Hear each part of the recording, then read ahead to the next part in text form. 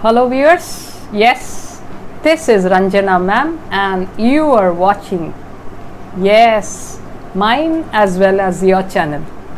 So my ISC students, this time it is for you.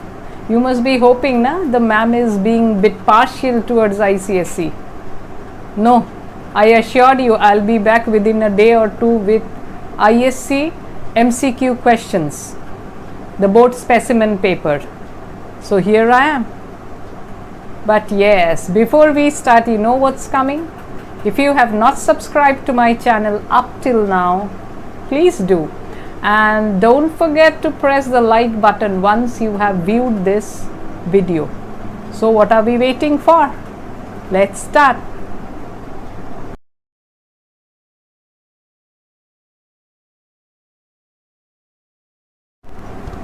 So yes, Section A is the Tempest. You all will be given 10 questions of 1 marks each. Actually, the total is 80.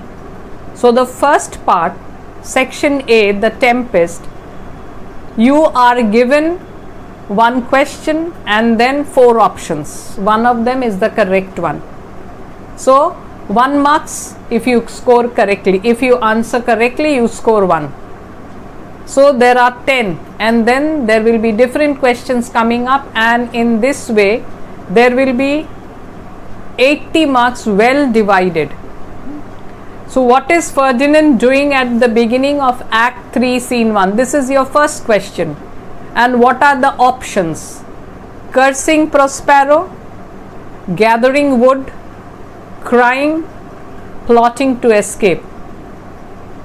You know what he is doing? He is gathering wood. That is the job Prospero has assigned to him. And by the way, I will be sending you the question paper in the community. I will be posting it there, so you need not worry. Even if you miss something here, you will be able to go through it. Okay? So I'll be posting it in the community post. You will find it.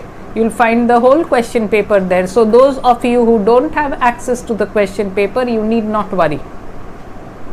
Okay, so the first one I said, what is Ferdinand doing at the beginning of Act 3 Scene 1? He is gathering wood. This is the answer for the first question. Second one, why has Prospero given him this task? 4 options. To punish him, to humiliate him, to test his sincerity in love, and to take revenge. So to punish him, to humiliate him, and to take revenge, they are out of question. Actually, he wants to test his sincerity in love. Why? Because he feels when you get something without much effort, you don't value it. So that is why he wants to make the task difficult of both of them, Ferdinand and Miranda. So to test his sincerity. Third one, what is Ferdinand willing to become for Miranda? First, King of Naples, a patient logman, marry her and become her husband, to be Prospero's slave for Miranda's sake. So he is ready to be or willing to become a patient logman. There is a line, for you I am the patient logman, or something like this.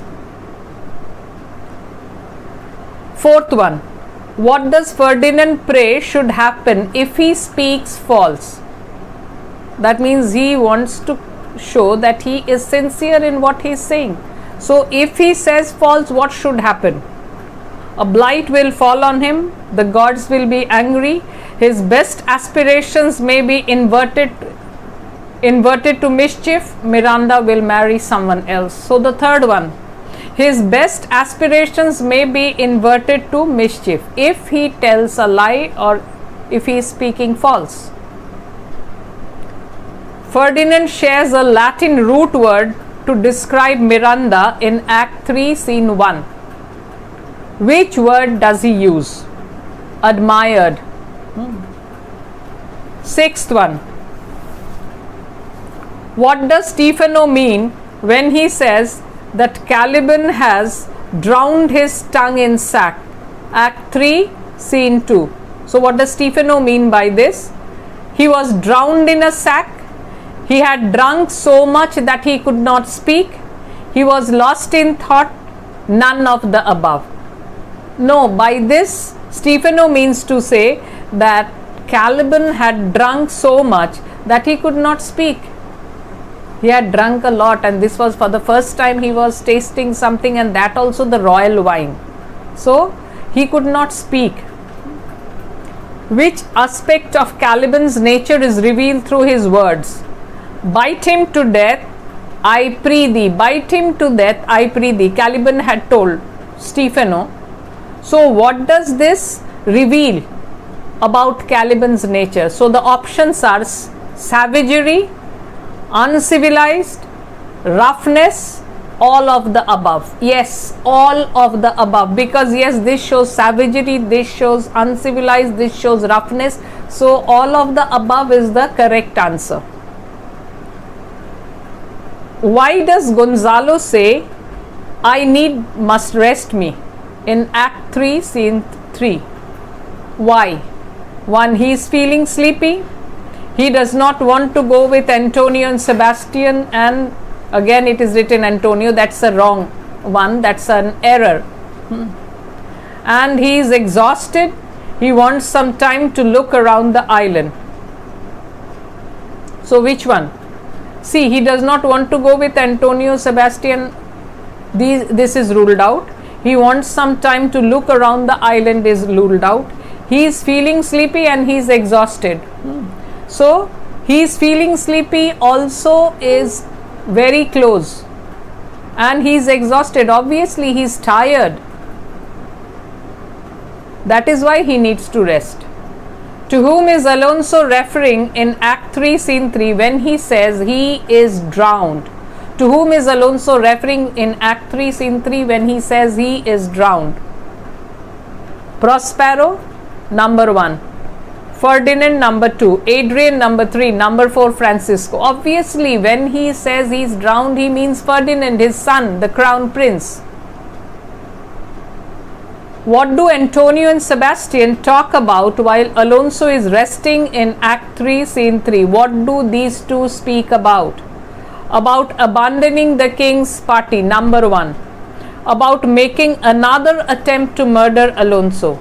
About seizing the island for themselves, and none of the above. This will be none of the above. Many of you might mistake about making another attempt to murder the king. No, not another attempt. That was the first attempt they were planning. So this cannot be another attempt. That is why none of the above. If the option had been about making an attempt to murder Alonso, it would have been the correct answer. That is question number 1. All the 10 questions, yes, completed. Now is question number 2. There is an extract given, and then again 10 questions you have to answer. Means you have to choose the right option. So 10 have already gone. Question number 2, a reference to context is given. Miranda, I am a fool to weep at what I am glad of. Prospero. Now Prospero says, fair encounter of two most rare affections. So, to whom is Miranda speaking? When Miranda says, I am a fool to weep at what I am glad of, to whom is Miranda speaking? Obviously. So, what are the options? First is Prospero, second is Ferdinand, third is Ariel, fourth is Alonso. Ariel is not visible to Miranda. Alonso was not there. Prospero was there, but he was invisible. So, obviously, she is speaking to Ferdinand. Second one, of what is Miranda glad? Of what is Miranda glad? Ferdinand reciprocates her love, that she can leave the island, that her father has not been able to find about her love, that she will be the Queen of Naples. So, this first one is the correct answer. Ferdinand reciprocates her love. She is in love with Ferdinand and Ferdinand is equally in love with her. So, he reciprocates her love. What do her words reveal about her? 4 options again. She is simple, she is ambitious, she is humble, she is compassionate. She is humble. She is a very, that is why she says that I am, what does she say? 1 minute. I am a fool to weep at what I am glad of. A very humble person. What is Prospero's reaction to her happiness? That means, how does Prospero react to her happiness? He is angry with his daughter for not following his command. This is the first option. Second one, he is happy with her. He decides to punish her for confessing her love to Ferdinand. He decides to put obstacles in the way of her love. No, B is correct. He is happy with her. Why? Because here you find it, fair encounter of two most rare affections. That shows that he is happy that these two have fallen in love with each other. He was just testing. This is what he really wanted. Which of the, question number 5, which of the following statements is not true? Not true about Miranda in the context of the quoted lines. The reference to context, in that context, which one is not true? First, she respects her father. She has a streak of independence in her. She is conniving. She has a soft heart. So what is not true about her? She is conniving. She is not a person who connives. So she is not that. So C is not true about her. What does Prospero mean by rare affection? What does Prospero mean by rare affection? Interesting persons, pure souls, unusual emotions, foolish sentiments. So Prospero had said, fair encounter of two most rare affections. So unusual emotions. This has different answers coming from different schools. So some schools or teachers are rather saying pure souls, and rare affections, pure souls, and some are of the opinion that unusual affection, rare affection, because rare means unusual. I go for unusual affections. Number 7, for what does Prospero go on to ask heaven's blessings? For what does Prospero go on to ask heaven's blessings? A, for the love that is growing between the young couple, for Ferdinand having come to the island, for Miranda being so biddable, and for his efforts on their behalf to unite the two lovers. So first one, for the love that is growing between the young couple, because this is what he wishes. Question number 8, what does Miranda ask Ferdinand at the end of the scene? She asks him to make her his wife. She asks him to take her to Naples. She asks him to take her away from her father. She asks him to finish her task. So, take her away to Naples is ruled out. She asks him to take her away from her father is also not correct. She asks him to finish his task. No, rather she wants to help him. So, she asks him to make his wife. What evidence do we have of Ferdinand's love for Miranda? What evidence do we have of Ferdinand's love for Miranda? He is willing to do the humble task for her in spite of being a prince. He is willing to do, this is the first option, he is willing to do the humble task for her in spite of being a prince. Second one, he is willing to elope with her. He is willing to make her his wife against what? It's not given.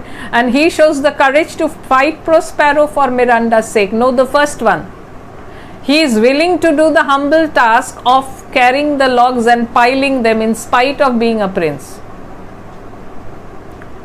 And number 10. When do the two plan to meet again? The next day, that evening, half an hour later, and they decide to be together. So the fourth one doesn't have any meaning only. So half an hour later. So these are the 10 of question number 2. That was section A. Now section B, again, this is also the Tempest. So 20 marks completed. Antonio, I'll believe both, and what else does want credit come to me? So what has Antonio just seen? Remember the banquet scene, strange creatures coming with food and everything and not talking, only gestures. So then they remark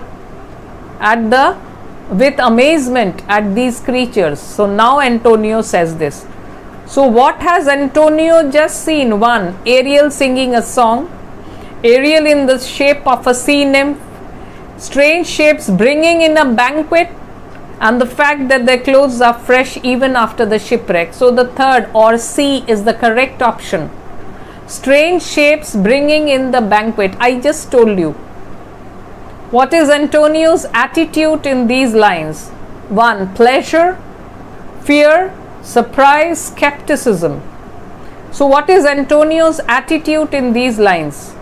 Surprise. He says, na, I'll believe both, and what else does want credit come to me? So he is so surprised at these strange shapes that he is ready to believe everything. What does Antonio refer to as both? Ferdinand and Miranda, unicorns and phoenix, Ariel and Caliban, name some satyrs. No, unicorns and phoenix. So he says that now I'll believe that unicorns and phoenix, they are, travelers had come and reported. Some travelers had come and they had said they had seen phoenix. Some had said they had seen unicorns, but no one believed them. But now he is ready to believe that they both exist. Why? After seeing these strange shapes coming with the banquet, he is ready to believe anything and everything, that these type of things do exist, even if we haven't seen them. How does Gonzalo interpret the sight he has just seen? How does Gonzalo interpret the sight he has just seen? First option, he feels that they are agents of punishment. He feels that they are islanders. He thinks he has seen a vision. He thinks that his eyes are playing tricks on him. No, he feels that they are islanders. He feels, yeah, they are inhabitants of this island, and that is why travelers have never said anything wrong. Number 5, who's listening to their conversation? Who's listening to their conversation? Ariel, Caliban, Prospero, Ferdinand. Prospero, remember, he is invisible and he is listening to their conversation. Alonso refers to the dumb discourse of the creatures. What does he refer by these words? Dumb discourse. What does Alonso mean by it? The signs made by the creatures, the dances of the creatures, the frightening gestures made by the creatures, their pleasant faces. Dumb discourse. So dumb people, since they cannot speak, they make signs. So the signs made by the creatures. They did not speak anything, they just made signs. So the first option is the correct one. Number 7. What did the strange creatures bring for Alonso and his group? What did the strange creatures bring for Alonso and his group? First one, flowers. Second one, vines. Third one, wine. Fourth one, stones. So the second option is correct. Vines means food. So the strange creatures had brought food, but well, they disappeared with it also, but they had brought food. Number 8.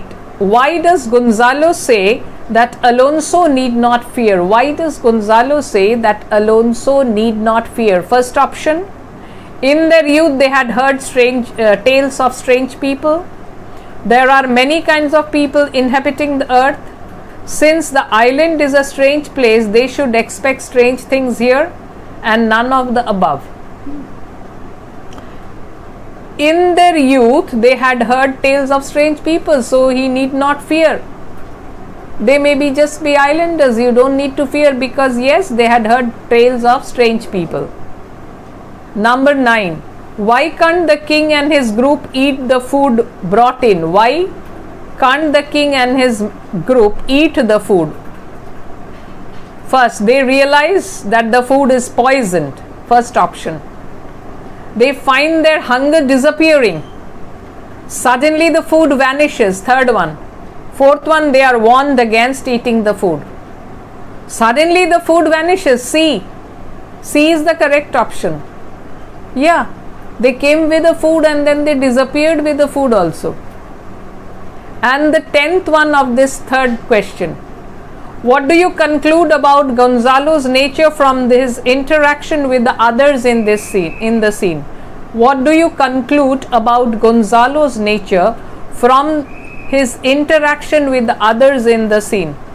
He is indifferent, he is suspicious of everything, second one. The third one, he always speaks against Antonio and Sebastian. He tries to find good in everything. Gonzalo is a good man and he tries to find good in everything. The last option is the correct one. He tries to find good in everything. Now, your ecos or short stories. Tempest completed. Now your short stories and poems, they will have 25 marks each, and Tempest 30. So 25, 25, 50 and Tempest 30, that makes up your 80 marks. So in the story, to build a fire, the protagonist travels alone. At what temperature is he warned against traveling alone?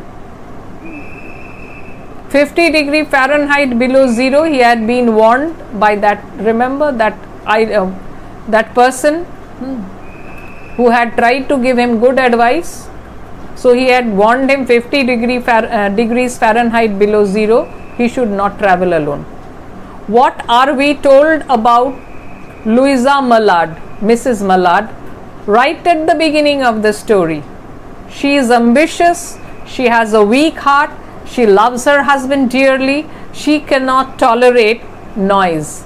So right in the beginning of the story we are told that she has a weak heart. So option number 2 is correct.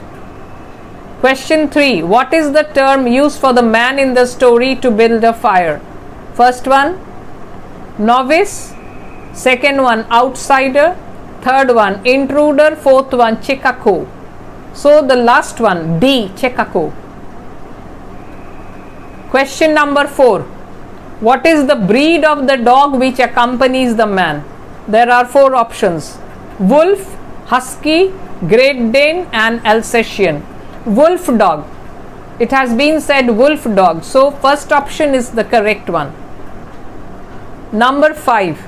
Who had warned the man against traveling alone in such cold weather? Who had warned the man against traveling alone in such cold weather?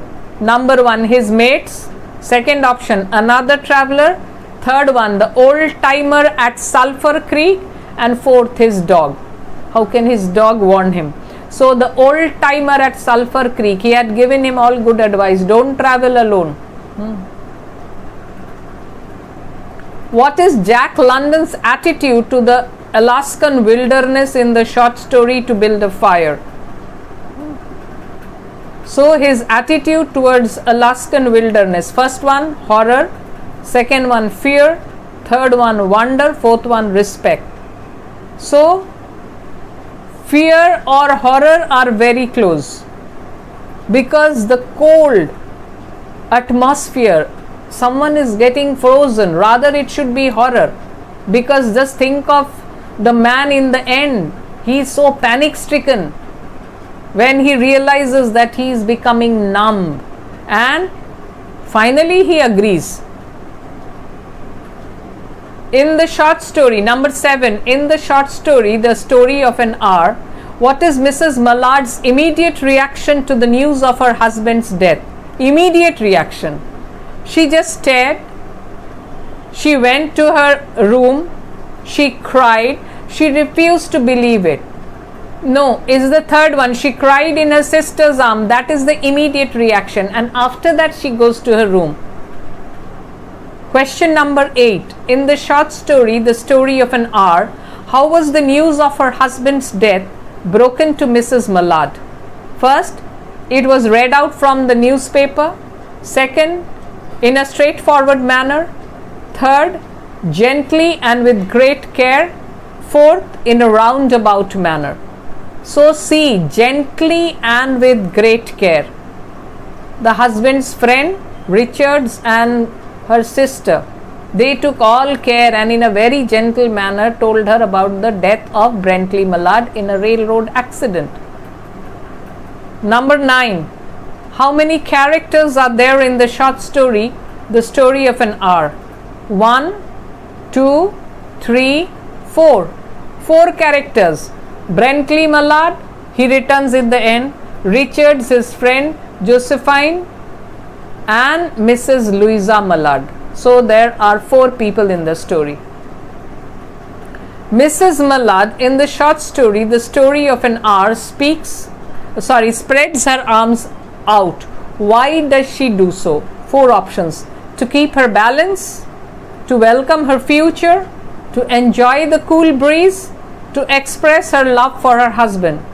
The second one is the correct option, to welcome her future. Why? Because she feels there won't be any more domination from her husband. Yeah, he loved her. But sometimes some people feel that they have a right to dominate others, even if it is well intentioned. And she despised it. Now she is free in the absence of her husband. Now that her husband is dead, she is free to lead her own life as she wishes. So that is why to welcome her future is the correct answer. So there were 10 marks gone. Now 15 more for your short stories. So this is the 4th question. So read the lines given below and answer the questions by choosing the correct option after each. At the man's heels trotted a dog, a big native husky, the proper wolf dog, the grey-coated and without any visible or temperamental difference from its brother, the wild wolf. The animal was depressed by the tremendous cold. What was unusual about the man's journey? 4 options. The man did not know the region well. He did not have the proper clothes for the weather. He did not have the required resources to reach the destination. He did not have enough food. So what was unusual about the man's journey? So all of them are quite close. He did not know the region well. He did not have the proper clothes for the weather. He did not have required resources to reach the destination. So I would go for the first one. He did not know the region well. So what is the setting of the story? In Canada, in the Yukon Valley, in Alaska, in the Arctic region.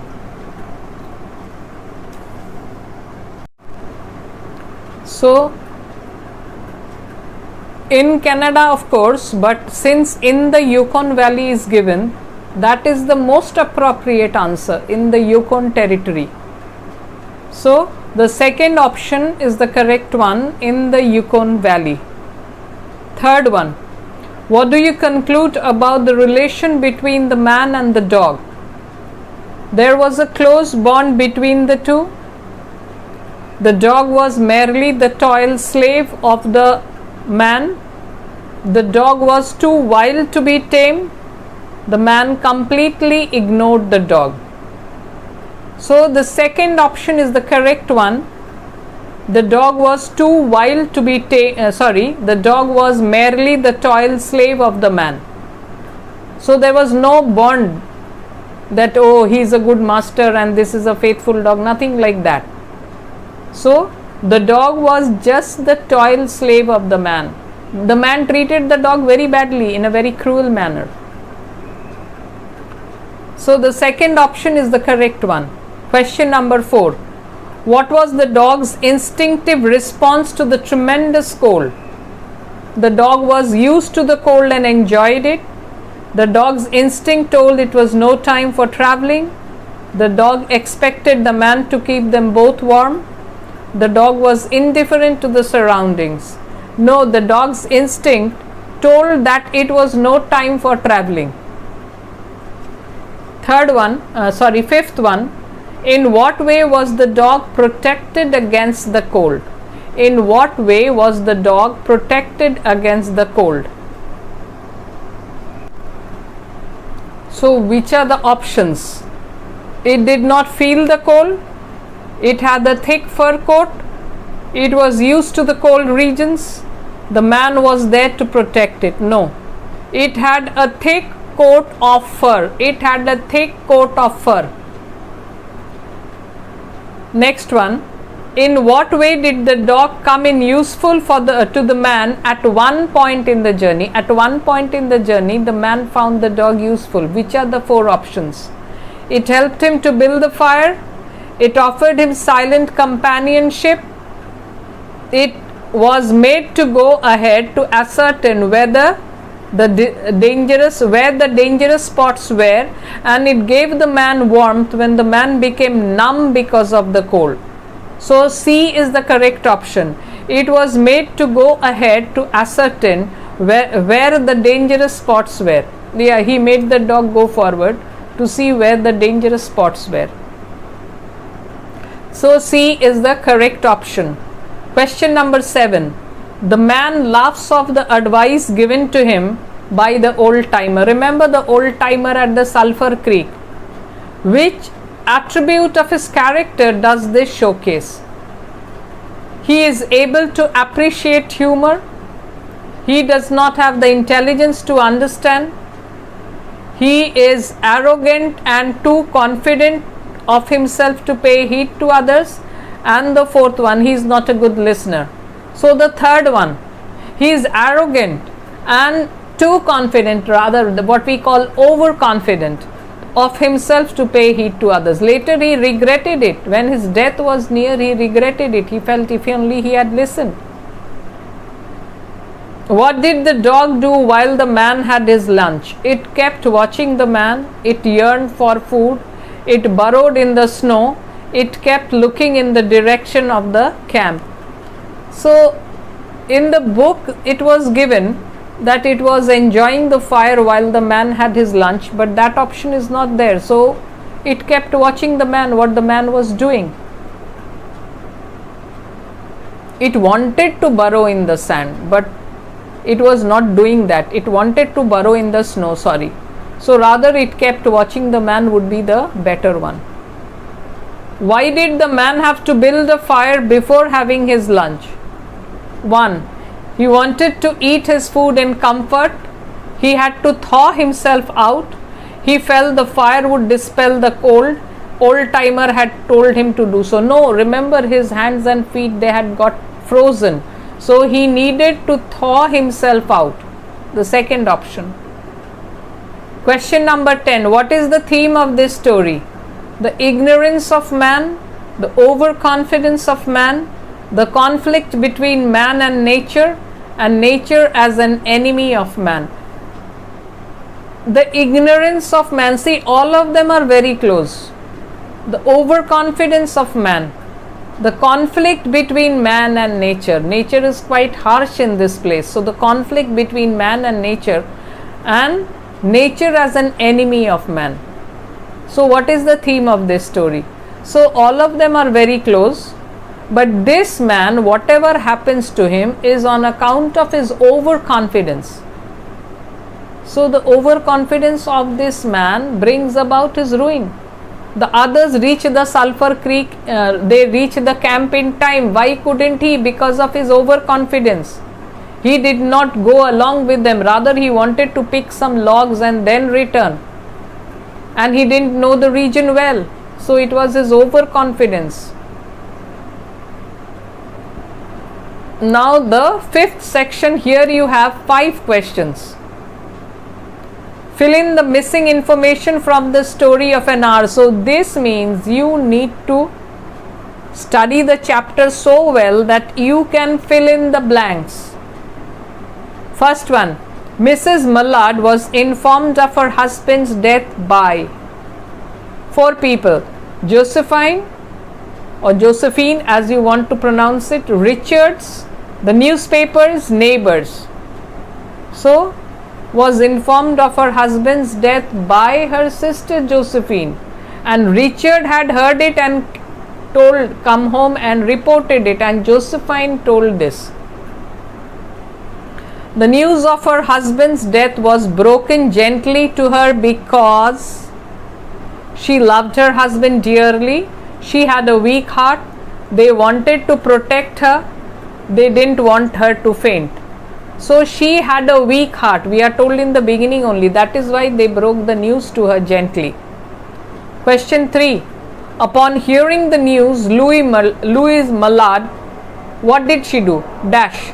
Broke into a storm of weeping, refused to believe the news, cried out in her husband's name, left the house immediately. So, first one, she cries in the arms of her sister, so broke into a storm of weeping. Question number 4. Mrs. Mallard welcomed the future stretching before her because, first one, she could be free to lead a life on her terms. She could spend as much money as she wished. She did not need to listen to a man. She could travel to far off places.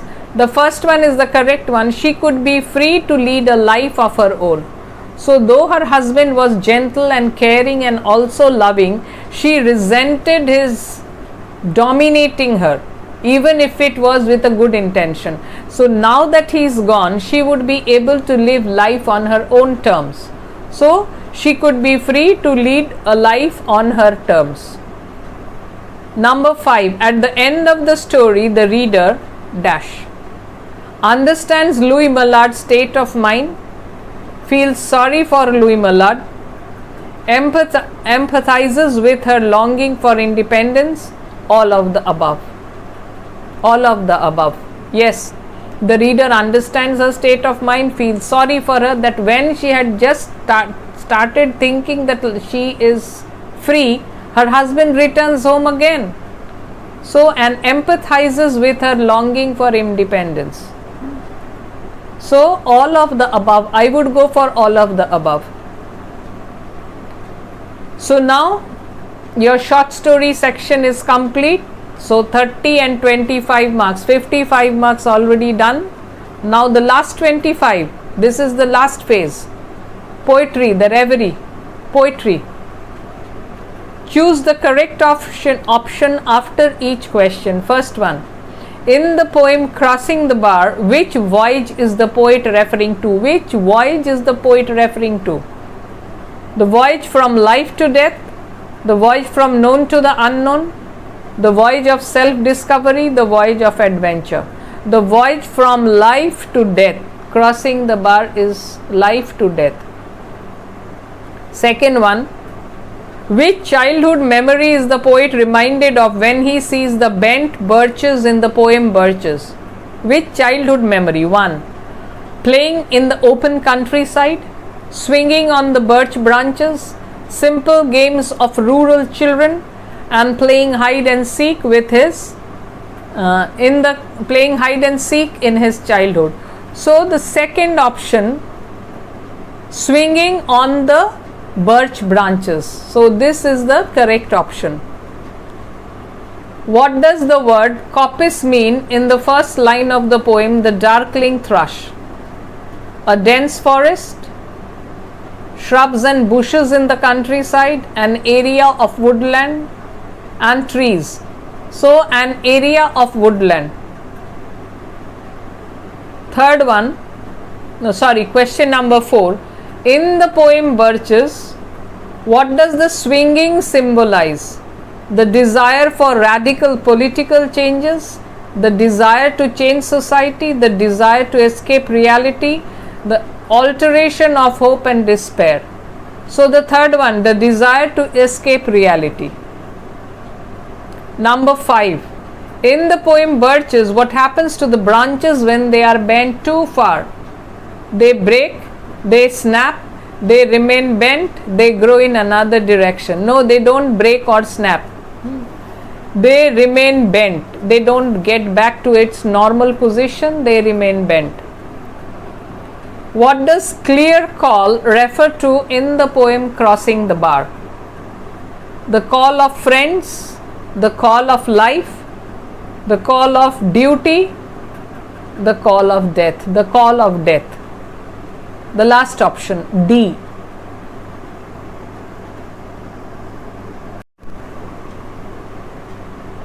In which context is the word embark used in the poem Crossing the Bar? To take a ride, number 1. To set out on a final journey, to walk, to end a journey. So in which context is the word embark used? To set out on the final journey. In this context, here in the poem it is used in this context, to set out on the final journey. Question number 8. What is not true about the poet's desire about his voyage in the crossing the bar? Not true. He wants no sadness of farewell. He wants a smooth passage. He wants people to celebrate his passing. He does not want any mourning of the bar. So the third one is not true. He does not want people to celebrate his passing. So C is the correct option. Question number 9. What impression does the poet create at the beginning of the poem The Darkling Thrush? Of bleakness and desolation, of warmth and cheerfulness, of hope and happiness? None of the above. No, the first one is the correct option. Of bleakness and desolation. Yeah, people, there is no one outside. Everyone, they are in the they are inside their homes.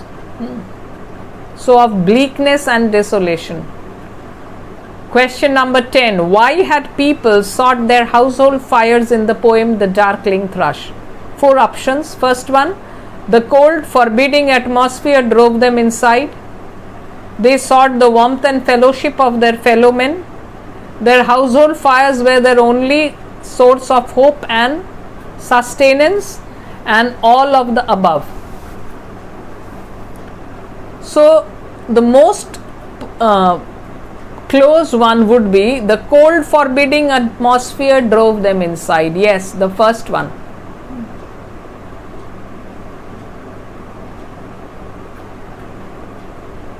Though all of the above also, in some schools they have suggested all of the above. Yes, if we take it in that way, they sought the warmth and fellowship of their fellow men. No, it's their family people.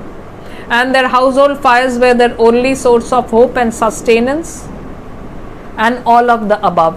Yet I would go for the cold, forbidding atmosphere drove them inside. Outside it was so cold that they chose to remain indoors. Number 7. Read the lines below and answer the question that follow. Again 10. Under number 7 you have 10 questions. One reference to context is given and then 10 questions with 4 options for each.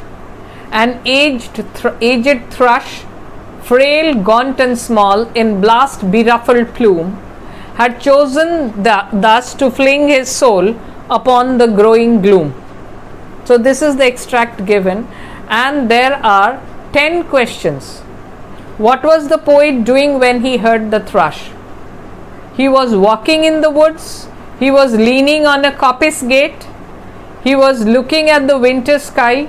He was looking at the bare branches. Second one, he was leaning on a coppice gate is the correct answer. What did the poet say about other human beings? First one, the human beings were also walking in the woods. They had sought the warmth of their household fires. They were expressing the sadness about the current situation. They were making merry. So second one is the correct one. They had sought the warmth of their household fires. Question 3. Where was the aged thrush? In the woods? Among the leaves? Among the bare branches? Hiding in the bushes?